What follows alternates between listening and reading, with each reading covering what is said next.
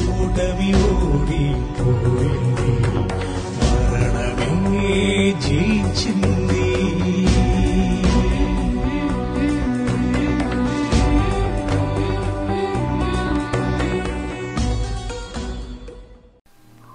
యేసుక్రీస్తు నామంలో మీ అందరికీ శుభములు తెలియపరుస్తున్నాను. మార్నింగ్ మన్నాని ఈ యొక్క కార్యక్రమానికి మిమ్మల్ని అందరినీ ప్రేమతో ఆహ్వానిస్తున్నాం.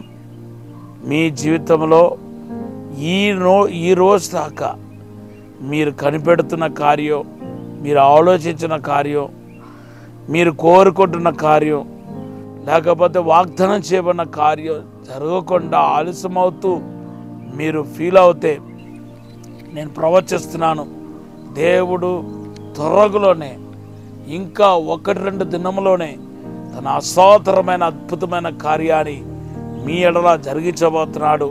మీ హృదయ వాంఛను తీర్చి మీ ప్రార్థనకి దేవుడు జవాబు ఇవ్వబోతున్నాడు. మీకు దేవుడు ఇచ్చిన వాగ్దానం యెషయా గ్రంథం 38:5. అయితే దేవుని బిడ్డలారా, మత్తయి సువార్త 27వ అధ్యాయం 30వ వచనం మనం ధ్యానించబోతున్నాం. ఆయన మీద ఉమ్ము వేసి ఆ రెల్లను తీసుకొని దానితో ఆయనను తల మీద కొట్టిరి. చూడండి, యేసుక్రీస్తు పైన ముళ్ళు కిరీటం తొడిగించటమే కాకుండా ముళ్ళు కిరీటం తొడిగించిన తర్వాత ఆయన్ని కెట్టి బెద్దముతో కొట్టినట్టుగా మనం పరిశుద్ధ గ్రంథంలో చూస్తున్నాం.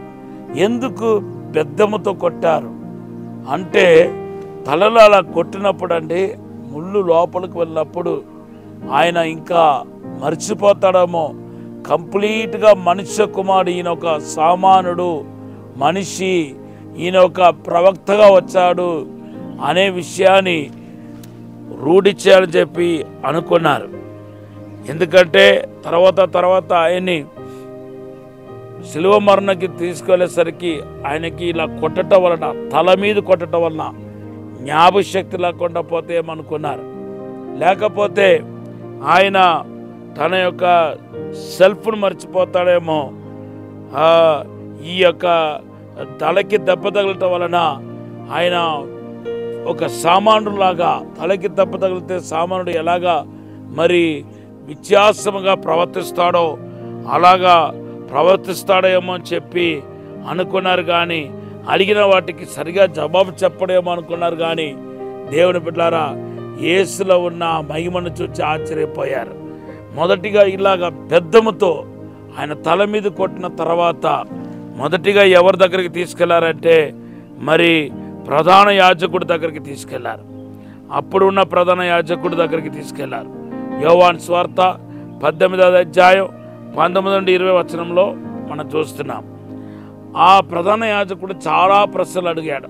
అటన్నిటికీ యేసు అద్భుతంగా జవాబు చెప్పాడు.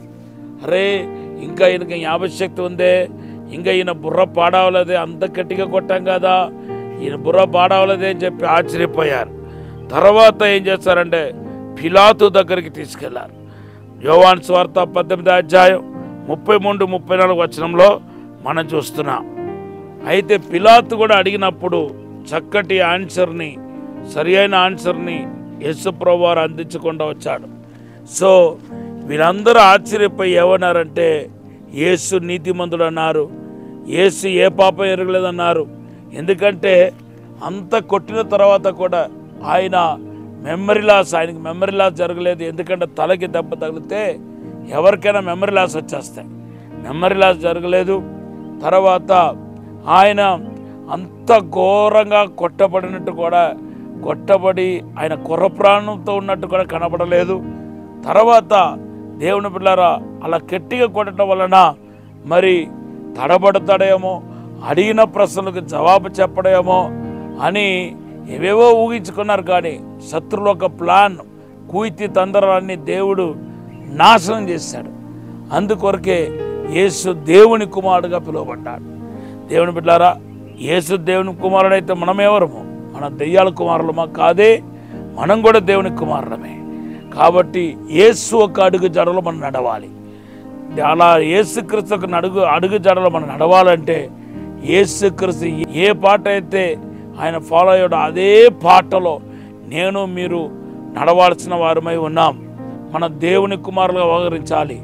ఏ కష్టాల్లో, సుఖాల్లో, బాధల్లో ఒక పూట మనకు హ్యాపీగా ఉన్న ఇంకొక పూట మనస్సులో వేదన, బాధ కలుగుతాయి. కానీ మన దేవుని కుమారులు అనే విషయాన్ని ఎప్పుడుకు మర్చిపోకూడదు.